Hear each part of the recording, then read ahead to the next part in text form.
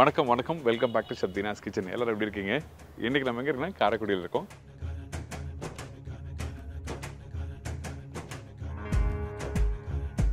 காரைக்குடி ரெசிபிகள் நிறைய பார்த்துட்டு வரோம். அதில் பர்டிகுலராக இன்றைக்கி நம்ம பார்க்க போகிற ரெசிபின்னா கருணைக்கிழங்கு மசியல். கருணைக்கிழங்கு நிறைய ஐட்டம் குழம்பு வைப்பாங்க, கருணைக்கிழங்குல துவையல் பண்ணுவாங்க, கருணைக்கிழங்கு மசியல் பண்ணுவாங்க, இதெல்லாம் நிறைய இருக்குது.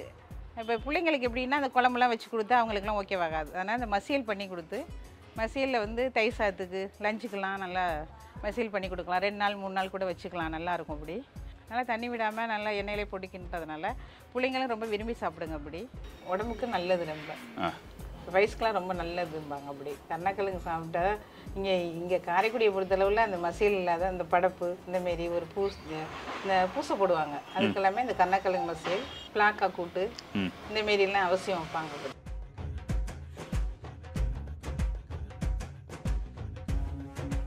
இந்த கருணைக்கிழங்கு மசியல் பண்ணும்போது எப்படி பண்ணுறோன்னா ஒரு ஊருக்கு ஒரு வித்தியாசங்கள் இருக்கும். இந்த கருணைக்கிழங்கு மசியல் பண்ணும்போது அந்த கிழங்கை நல்லா வேக வச்சுட்டு தோல் எடுத்துகிட்டு அதுக்கப்புறம் அதில் கொஞ்சம் புளி தண்ணி, மிளகாய் பவுடர், உப்பு, அதுக்கப்புறம் மஞ்சத்தூள் இதெல்லாம் போட்டு நல்லா மேஷ் பண்ணிட்டு அதுக்கப்புறம் தாளிப்பு போட்டு இதை மிக்ஸ் பண்ணுறாங்க. இப்போ நல்லா எண்ணெய் இருக்குது பாருங்கள். ஓகே, எண்ணெயிலே இப்படி நல்லா மசிச்சு விடணும். இது எல்லாருக்குமே ரொம்ப பிடிக்கும். அப்படியா? உடனே இதுங்க செய்வாங்க. அப்படி வெயில் காலத்துலலாம் ட்ராவல் போகிறாங்கல்ல, டூர் போகிறாங்க, அதுக்கெல்லாம் சும்மா தயிர் சாதம் தண்ணி ஊற்றி சாதத்தை வெடிச்சிட்டு கொண்டு போயிட்டு இந்த மசியல் வச்சு கொண்டு போனால் ரொம்ப நல்லாயிருக்கும். நல்லெண்ணெய் அப்பப்போ கொஞ்சம் கொஞ்சமாக ஊற்றி நல்லா மிக்ஸ் பண்ணுறாங்க. அப்படி குக் பண்ணும்போது நல்ல ஒரு அல்வாவோட கான்செப்ட் மாதிரி வருது. அதை நம்ம இனிப்பு பலகாரம் பண்ணுவோம்ல, அந்த அல்வா அதே மாதிரி வருது. ஆனால் ரியலி ஃபேன்டாஸ்டிக் ஒரு ரெசிபி. ஆஃபீஸ் போகிறவங்களாம் இப்போ ஒரு நாள் பண்ணி வச்சா கூட ஒரு வாரத்துக்கு வச்சுக்கலாம். நிறைய பேருக்கு கருணைக்கிழங்கு வச்சு வீட்டில் பண்ணும்போது என்ன பண்ணுவோன்னா, ஐயோ கருணைக்கிழங்கா வேண்டாம் சொல்லுவாங்க. ஆனால் இந்த மெத்தடில் ட்ரை பண்ணி பாருங்கள், ஐம் ஷோர் டெஃபினட்டாக இந்த மாதிரி ரெசிபி எல்லாருக்கும் வீட்டில் பிடிக்கும். இந்த ரெசிபி நமக்கு சொல்லித்தரப்போம் யார் கேட்டால் திருமதி வசந்தி. இவங்க கிட்ட தான் இந்த ரெசிபி எப்படி பண்ணுறது சொல்லி கேட்டு தெரிஞ்சு போகிறோம். வாங்க போய் பார்க்கலாம். வணக்கம்மா. வணக்கம் சார், எப்படி இருக்கீங்க? நல்லா இருக்கும். ரொம்ப சந்தோஷம். நல்லா திருப்பி நம்ம நிறைய ரெசிபி பார்த்துட்டு வரோம். உங்கள் ஊரில் பண்ணுற இந்த காரைக்குடி ஸ்பெஷல் ரெசிபி நிறைய பார்த்துட்டு வரோம்ல. இந்த கருணைக்கிழங்கு மசியல் பண்ணும்போது அது எப்படி அது வேக வச்சு வதக்கி பண்ணுவாங்களா? அது குக்கரில் அவிய வச்சுட்டு தோல் எடுத்துட்டு அதுக்கப்புறம் அது மசியல் கையில் மசிச்சுட்டு புளியெல்லாம் ஊற்றி அந்த மாதிரி வைக்கிறது. ஓகே, இந்த கருணைக்கிழங்கு மசியல் பண்ணும்போது நீங்கள் என்கிட்ட சொன்னீங்க நிறைய நல்லெண்ணெய் யூஸ் பண்ணி பண்ணுவீங்கன்னு சொன்னீங்க. எதுக்காக நிறைய நல்லெண்ணெய் யூஸ் பண்ணி பண்ணுறோம், என்ன காரணம்? இந்த மசியலுக்கு வந்து நல்லெண்ணெய் ஊற்றினா தான் நல்லாயிருக்கும். ஓகே, அதான் நிறைய எதுக்காக யூஸ் பண்ணுறோம், என்ன? அதனால் அது எண்ணெயிலே தான், தண்ணியே விட விட்டாது, எண்ணெயில் தான் வேகணும். அது அப்படியா? சிம்மில் வச்சு இன்னும் விறகடுப்பில் தணலில் போட்டால் ரொம்ப அருமையாக இருக்கும். ஓ அப்படியா, சூப்பர், நல்ல விஷயம். ஓகே, இப்போ எனக்கு வந்து இந்த கருணைக்கிழங்கு மசியல் எப்படி பண்ணுறது நம்ம பார்க்க போகிறோம். அதுக்கு முன்னாடி இந்த ரெசிபிக்கு தேவையான பொருட்கள் பார்த்தலாமா? Okay sir. ஓகே, கருணைக்கிழங்கு 1/2 கிலோ, பெரிய வெங்காயமாக 1 வெங்காயம் இருந்தால் போதும், தக்காளி ஒரு 3 தக்காளி, பச்சை மிளகா ஒரு 5, வெள்ளைப்பூடு ஒரு 4 பல்லு, புளி ஒரு தேவையான அளவு புளி, வெறுமிளகா பொடி ஒரு 4 ஸ்பூன், உளுந்தம் பருப்பு ஒரு 2 ஸ்பூன், கடுகு 1 ஸ்பூன், மஞ்சள் பொடி ஒரு 1/2 ஸ்பூன், தேவையான அளவு உப்பு, கருவேப்பிலை, கொத்தமல்லி தேவையான அளவு, நல்லெண்ணெய் 150 மில்லி. ஃபஸ்ட்டு கருணைக்கிழங்கு அவிய வச்சுருக்கோம். ஓகே, அதை வந்து தோல் எடுத்துட்டு கையிலே மசியல் பண்ணுவோம். ஓகே, இந்த கருணைக்கிழங்கு பண்ணும்போது நீங்கள் வந்து இதில் மஞ்சத்தூளோ இல்லை உப்பு என்ன போட்டு வேக? அதெல்லாம் எதுவும் இல்லை, வெறும் கருணைக்கிழங்கு தான் போட்டு. உப்பு போட்டு வைப்பீங்களா? அதெல்லாம் இல்லை, அப்புறம் தான் அந்த மசியல் பண்ணுறப்ப தான் உப்பெல்லாம் போடணும். அப்படி ஏன்னா இது தோல் இதுவாக தானே இருக்கும், கருப்பாக தானே, அது தோலை எடுத்து வெளில போடுவோம், அதில் ஒன்றும் போடுறதுக்கெல்லாம் வேண்டாம். சரி, ஓகே. இங்கே பாருங்கள், கருணைக்கிழங்கு நல்லா வேக வச்சுருக்காங்க. கருணைக்கிழங்கு சரியாக வேக வைக்காமல் நம்ம சமைச்சா என்ன வேணா நம்ம நாக்கெல்லாம் விட்டோம் அடிக்கும், நிறைய பேருக்கு தெரியும். ஆமாம் ஆமாம், பட் இருந்தாலும் சொல்கிறேன், ஏன்னா சில பேர் வந்து கருணைக்கிழங்கு சாப்பிட்ட பேருக்கு என்ன ஒன்றா நாக்கெல்லாம் ஒட்டுது, ஒரு மாதிரி அடிக்கிற மாதிரி இருக்குது, விறுவிறுப்பாக இருக்குது சொல்லுவாங்க. அதுக்கு என்ன காரணம், கிழங்கு வந்து நல்லா வேக வச்சு நீங்கள் அதுக்கப்புறம் சாப்பிட்டா ரொம்ப நல்லாயிருக்கும். இது மசியலுக்குமே பழைய கிழங்காக தான் சார் இருக்கும், நம்ம ஓகே, புது கிழங்கு நல்லா இருக்காது. அப்படி அப்படியா? ஆமாம் ஆமாம், நல்லா இது வாங்கி 1 மாதமாவது போட்டு வச்சுருக்கணும். அப்படி அப்புறம் தான் யூஸ் பண்ணுவோம் நாங்களே. இப்படி ஓகே, அப்போ தான் அந்த அரிப்பு தன்மையும் வராது, கிழங்கு மசியலுக்குமே நல்லா இருக்கும். ஓகே, புதுசில் நல்லா இருக்காது, நல்லா இருக்காது. ஸோ நீங்கள் இதெல்லாம் அழகான ஒரு சின்ன சின்ன டிப்ஸ் கண்டிப்பாக நீங்கள் வீட்டில் ட்ரை பண்ணும்போது இந்த மாதிரி வந்து நல்ல பழைய கிழங்கு வாங்கி யூஸ் பண்ணுறது நல்லது. அப்படி மார்க்கெட்டில் கிடைக்கலாம், நீங்கள் வாங்கி நீங்கள் வெல் அட்வான்ஸாக நீங்கள் வச்சுக்கலாம். ஆமாம், ஏன்னா இந்த மாதிரி விஷயம் தான் ரொம்ப முக்கியம். அதனால தான் வந்து பர்டிகுலராக நான் கேட்குறது, அதுக்காக சொன்னீங்க. ஓகே, இப்போ நம்ம ஃபஸ்ட் நம்ம என்ன பண்ண போகிறோம்? ஃபஸ்ட்டு இப்போ அவிய வச்சது வந்து தோல் எடுத்தாச்சு, கையிலே மசிக்கணும். அப்படி ஓகே, போட்டு அப்படியே கையிலே மசிக்கிறீங்களா? ஆமாம், இப்படி தான் பண்ணணும். இது கையில் பண்ணால் தான் நல்லாயிருக்கும். ஓகே, இந்த மாதிரி மசிக்கும் போது நீங்கள் வந்து நல்லா மசிக்கணுமா இல்லை ஒன்றும் பாதியாக பண்ணால் போதுமா? அதெல்லாம் இல்லை, நல்லா மசிக்கணும். நல்லா மசிக்கணும். கிழங்கு இந்த மாதிரி மாவாக வரணும். அப்படி ஒன்று ஒன்று அப்படி கட்டி கட்டியாக இருக்கும், மசியாது. அப்படி அந்த மாதிரி கிழங்குமே இருக்கும். அப்படி அதனால் பார்த்து இது பண்ணி பண்ணணும். அப்படி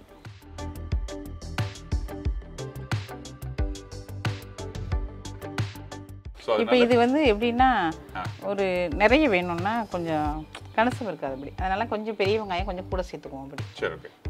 அதாவது கொஞ்சம் அளவு அதிகமாக வேணும். அல்ல பெரிய வெங்காயம் தக்காளி நிறைய வேணாம், இது வெங்காயம் மாத்திரம் நிறைய போடணும். ஓகே. எதுக்காக தக்காளி அதிகமாக வேண்டாம் சொல்லுங்க, என்ன காரணம்? ஒரு மாரி இது எப்படியே மசியல் வேணால் மசியல் மாதிரி இருக்கணும். தக்காளி போட்டால் தக்காளி கூட்டு மாரி ஆயிரும் அப்படி. ஓகே. அந்த சிகப்பு கலர் இதில் எல்லோ கலர் அந்த கலக்கிறப்ப ஒரு மாதிரி தெரியும், தக்காளியாக தெரியும். அதனால ரொம்ப தக்காளி சேர்க்க மாட்டோம் அப்படி. சரி ஓகே. பட் பெரும்பாலும் வந்து எல்லாரும் எங்கள் மக்கள் வந்து வீட்டில் அடிக்கடி செய்கிறது தான். ஓகே. எத்தனை நாளாக வச்சு சாப்பிடலாம்? இது அப்படி கிடையவே கிடையாது சார். ஓகே. நல்லா அதுவும் இன்னும் விறகடுப்பில் நம்ம பண்ணோம்னா அந்த தணலில் போட்டு கிண்டு இந்த இரும்பு சட்டியில் போட்டு அந்த தணலில் பண்ணால் ரொம்ப அருமையாக இருக்கும் அப்படி. இதுக்கு தண்ணியே சேர்க்கப்படாது, அந்த எண்ணெயிலே தான் வேகணும் அப்படி. ஓகே. தண்ணி சேர்த்தா வச்சு சாப்பிட முடியாது, அந்த டெக்ஸ்சர் வரும். ஆமாம் ஆமாம். சார் வேறு என்ன காய்கறிலாம் வச்சு நம்ம மசியல் பண்ணலாம்?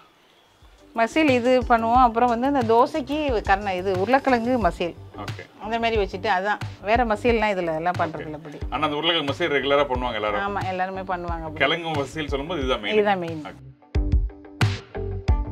இது இந்த பெரிய கிழங்கு இருக்கும் சொல்லுவாங்க, தாய் கிழங்கு சொல்லுவாங்க, பெருசாக இருக்கும் கருணக்கிழங்கு, அதுலேயும் பண்ணலாம். அதுலேயும் பண்ணலாம். ஆனால் டேஸ்ட்டு வந்து இதுதான் ஓகேவா இருக்கும். இப்போ இது நல்லா பிசையணும், இதில் கட்டிலாம் இருக்கக்கூடாது. ஓகே.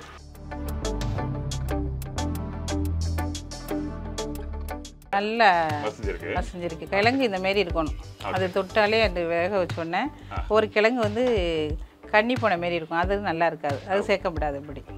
இது ஒரு எடுத்தோடனே அப்படி நல்லா மசிச்சோடனே மாவாக இருக்கும், அதான் நல்லா இருக்கும் அப்படி. இப்போ அடுத்து மசிச்சு வச்சாச்சு. இப்போ புளி கரைச்சி வச்சுருக்கோம். புளி ஓகே. இந்த ரெசிபிக்கு புளி நம்ம யூஸ் பண்ணும்போது நம்ம வந்து அந்த சைவ மீன் குழம்பு பண்ணும்போது புது புளி கருப்பு புளி யூஸ் பண்ணோம், அந்த மாதிரி வந்து இந்த ரெசிபிக்கு நான் யூஸ் பண்ணுறோமா?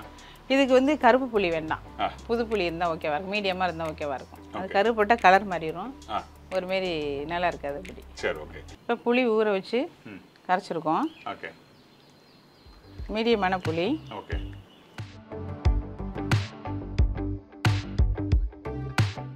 தேவையான அளவுக்கு புளி, இதுக்கு மெயின் புளி தான்.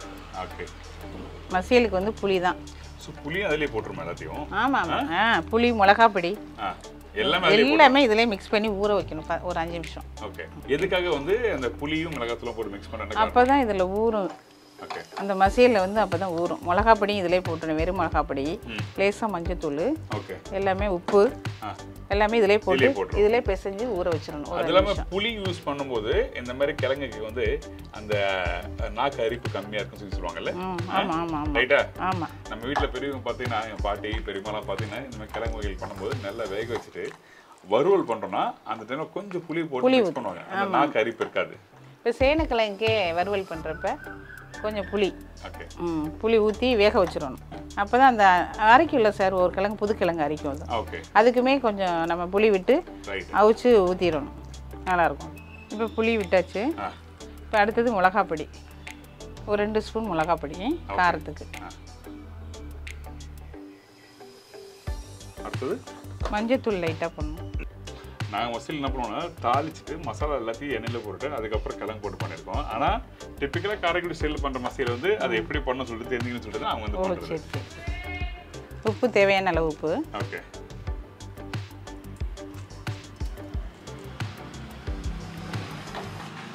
இதெல்லாம் பிசைஞ்சு கொஞ்சம் நேரம் ஊறணும் நல்லா, அப்போ தான் நல்லாயிருக்கும். இன்னும் கொஞ்சம் புளி விட்டுருக்கோம். புளியோட தன்மை வந்து நம்ம வந்து இப்போ திருப்பி ஊற்றணும் சொல்கிறீங்களே, எதுக்காக அந்த புளியோட தன்மை நம்ம ஊற்றுறோம்? என்ன மாதிரி புளிப்பாக இருக்கணுமா இல்லை புளிப்பு காரம் எல்லாம் இது கரெக்டாக இருக்கணும், அப்போ தான் அந்த டேஸ்ட்டாக இருக்கும். ஓகே. இப்போ இது நம்ம மசிக்கிறப்ப இதில் ஊற்றிட்டு தண்ணி, இந்த புளி தண்ணி தான் இதுக்கு, வேறு தண்ணியை இடப்படாது. ஓகே. இப்போ மசிச்சாச்சு. மசியல் டேஸ்ட், மசியல் கலரே வந்துருச்சு பாருங்க. இப்போ நல்ல ஒரு கலர் வந்துருச்சா? 10 நிமிஷம் வந்து இது கொஞ்சம் ஊறணும் அப்படி பிசைஞ்சு வச்சுட்டு. இப்போ சைடில் வந்து நம்ம தாளிக்க ஆரம்பிச்சிடலாமா? பண்ணலாமே.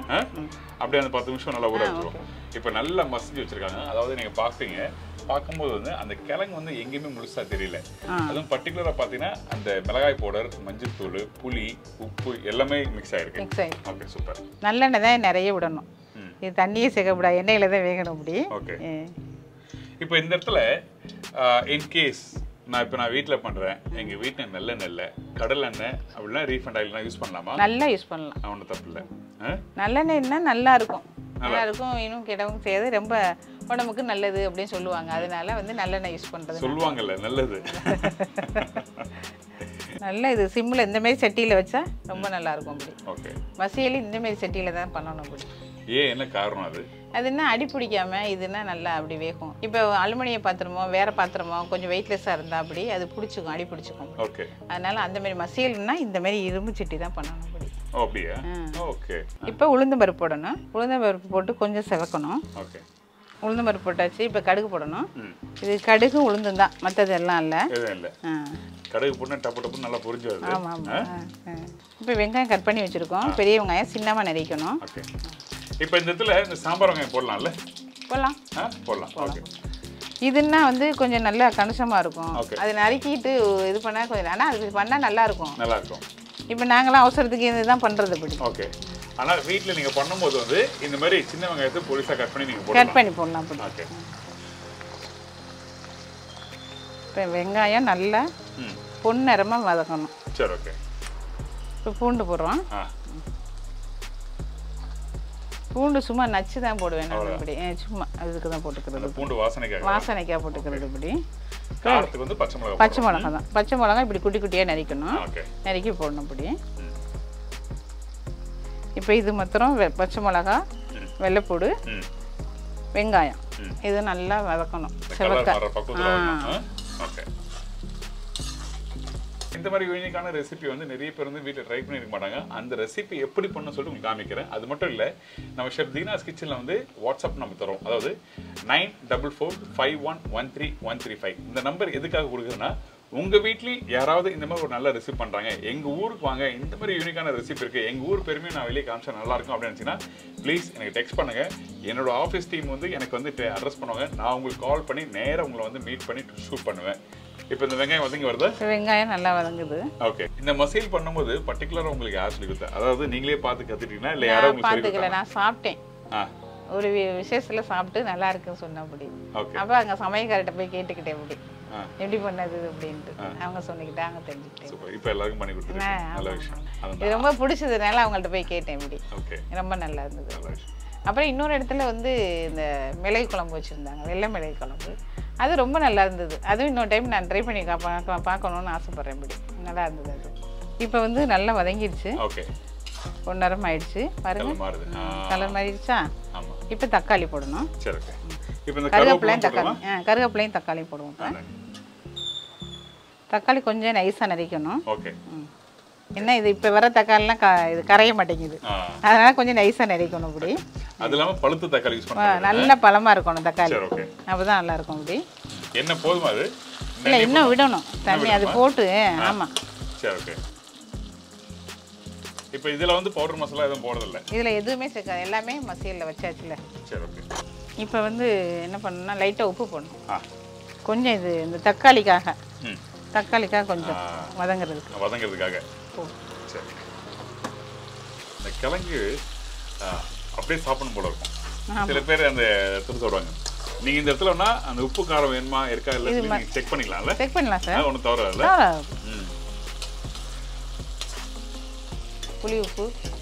புளிப்பு அதுக்கப்புறம் தான் அந்த மிளகாத்தூள் காரம் நல்லா இருக்குங்க. அது இன்னும் எண்ணெயில் போடுறப்ப எண்ணெயில் வேக வேக ரொம்ப நல்லா இருக்கும். சும்மா போகிறப்பே எங்களோட பிள்ளைங்களாம் எடுத்து சாப்பிடுங்க சார். அப்படி இப்போ இந்த மசியலை இதில் போடுறோம். ஓகே. அதாவது நல்லா மசிச்சு கிழங்கு. ஓகே. ஓகே. போட்டாச்சு. இப்போ ஓகே.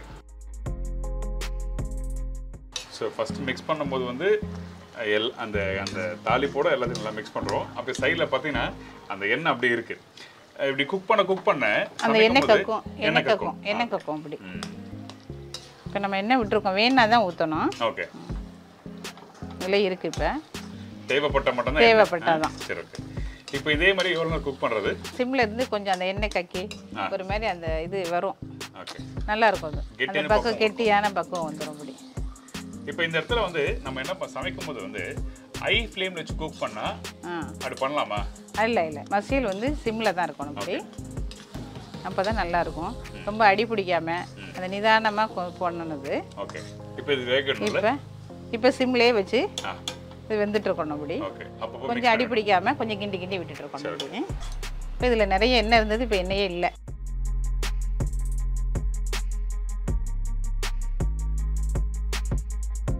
எண்ணெய் ஊற்றும் போது அப்படியே சுற்றி விடுறீங்களா? என்ன காரணம் அது? அது இங்கே எல்லாம் வந்து எண்ணெய் இல்லாமல் ஒரு மாதிரி பிடிக்குங்கிறதுக்காக சுற்றி விடுறோம். ஓகே, திருப்பி இது மாதிரி நல்லா மிக்ஸ் பண்ணுறோம்.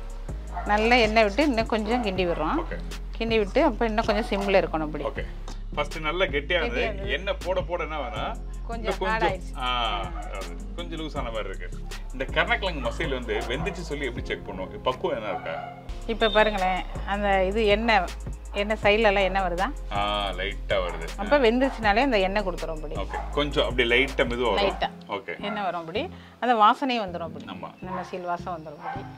இது வெந்ததுக்கு ஒரு பக்குவமான. ஓகே, அதாவது இந்த பச்சை வாசனை போய் வெந்த வாசனை வரும். அதுக்கப்புறம் எண்ணெய் கக்கும் வந்தா ரெடி. அதான். ஓகே, இப்போ ரெடி ஆயிடுச்சு. இப்போ ரெடி ஆயிடுச்சு. இந்த ரெசிபி ரொம்ப ஈஸி தான். நீங்கள் வீட்டில் பண்ணும்போது அந்த கிழங்கு நல்லா வேக வச்சு அந்த புளி மிளகாய் ஃபஸ்ட்டு அந்த புளிப்போட தன்மை அந்த மிளகாத்தூளோட காரம் செகண்ட் டேஸ்ட்டில் தெரியுது. நல்லா மிக்ஸ் பண்ணிட்டு அதுக்கப்புறம் இந்த மாதிரி தாளிப்பை போட்டு மெதுவாக ஸ்லோ ஃப்ளேமில் குக் பண்ணுங்கள். நல்ல ஒரு டெக்ஸ்டர் கெட்டியான பக்குவம் வந்திருக்கு. லேகியம் சொல்லுவாங்கல்ல, அந்த மாதிரி பக்குவத்தில் லேகிய மாதிரியே இல்லை கொஞ்சம் இப்படி லேகிய மாதிரியே அவருக்கு. இன்னும் உங்களுக்கு தயிர் சேர்த்துக்கு ரொம்ப அருமையாக இருக்கும். நல்லா இருக்கும். ரொம்ப விரும்புவாங்க இங்கே எல்லாருமே வச்சு சாப்பிட்றதுனா. அவ்வளோதான். இங்கே பாருங்க, சூப்பர். அதோட கலரே பாருங்க, நல்ல ஒரு மெரூன் கலர் வந்துச்சு. எல்லாத்துக்குமே வச்சுக்கலாம், அருமையா இருக்கும். அப்படி கெட்டு போகாது. எங்க வெளில போனா கூட 2 நாளைக்கு வச்சுக்கலாம் அப்படி. வெயில் காலத்துலலாம் ட்ராவல் போகிறாங்கல்ல, டூர் போகிறாங்க, அதுக்கெல்லாம் சும்மா தயிர் சாதம் தண்ணி ஊற்றி சாதத்தை வடிச்சிட்டு கொண்டு போயிட்டு இந்த மசியல் வச்சு கொண்டு போனால் ரொம்ப நல்லாயிருக்கும். இப்போ புளிமண்டி அந்த மாதிரி கொண்டு வரதுக்கு இது வெயில் காலத்துக்கு ஆகாதும்பாங்க. அப்படி இந்த மாதிரி மசியல் வச்சா ரொம்ப நல்லாயிருக்கும்.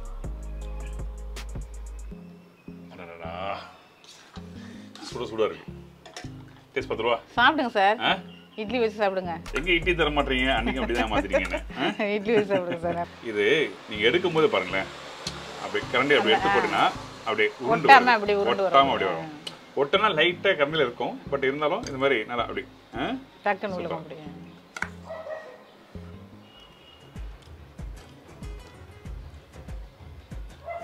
பிரமாதங்க. நல்லா இருக்கு பாருங்க. நல்லெண்ணெய் இருக்கு பாத்தீங்களா? முக்கியம் இப்பதான் புரியுது.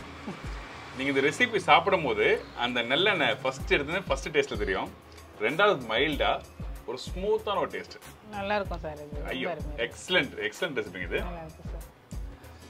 கண்டிப்பா நீங்க மிஸ் பண்ணாம இந்த மாதிரி ரெசிபி வீட்ல ட்ரை பண்ணி பாருங்க. நம்ம வீட்ல பண்ணும்போது என்ன இது புதுசா பண்ணிருக்கேன், நல்லா இருக்கு அப்படி சொல்லுவாங்க. பெரும்பாலும் பாத்தீங்கன்னா இந்த கருணக்கிழங்குலாம் குழந்தைங்க வந்து எடுத்து போட்டுருவாங்க. ஆனா இந்த மாதிரி நீங்க பண்ணி கொடுத்தீங்கன்னா பிரமாதமா இருக்கும். நல்லா சுடுசாதத்திலேயே பெசன்ஸுக்கு பிள்ளைங்களுக்கு போட்டு. ஐயோ, சான்ஸே இல்லை. பிரமாதம். சூப்பர். பிரமாதம் சார். ரொம்ப நன்றி. நன்றி சார். நன்றி. பிரமாதமான recipe. Super hit recipe. Okay sir. Rajinikanth படம் வந்து சூப்பர் ஹிட் சொல்லுவாங்க, அந்த மாதிரி கருணக்கிழங்கு மசியல் சூப்பர் ஹிட். Okay sir. பிரமாத ரெசிபி. ஸோ உங்களை யாராவது வந்து காண்டாக்ட் பண்ணால் எப்படி காண்டாக்ட் பண்ணுறது? ஃபோன் நம்பர் தரலாமா? முருகன் மிஸ் சுப்பிரமணியபுரம் 4வது வீதி. நம்ம ஃபோன் நம்பர் வந்து 9790544905. ஓகே. இந்த மாதிரி மசியல் வேணும்னுச்சுன்னா நீங்கள் முன்னெச்சரிக்கையாக வந்து இவங்களுக்கு ஃபோன் பண்ணி சொன்னீங்கன்னா பண்ணி வைப்பாங்க. கண்டிப்பாக அப்படி காரைக்குடி ட்ராவல் பண்ணும்போது சாப்பிடணுச்சுன்னா இவங்க வச்சிருக்கிறது சின்ன மெஸ் தான். ஒரு 4 பேர் ஒரு 6 பேர் உட்கார மாதிரி தான். பிரமாதமான ரெசிபி. நீங்கள் யாராவது வந்து சாப்பிட்டீங்கன்னா ஐம் ஷூர் டெஃபினட்டாக 2வது கேட்பீங்க, இல்லை டிஃபன் பாக்ஸில் போடணும் நாங்கள் வீட்டில் போய் சாப்பிட்றோன்னு சொல்லுவீங்க. சூப்பராக இருந்தது. இன்னொரு நாள் ஒரு புது ரெசிபி சந்திக்கிறேன். நன்றி, வணக்கம். See you, bye-bye. Take care.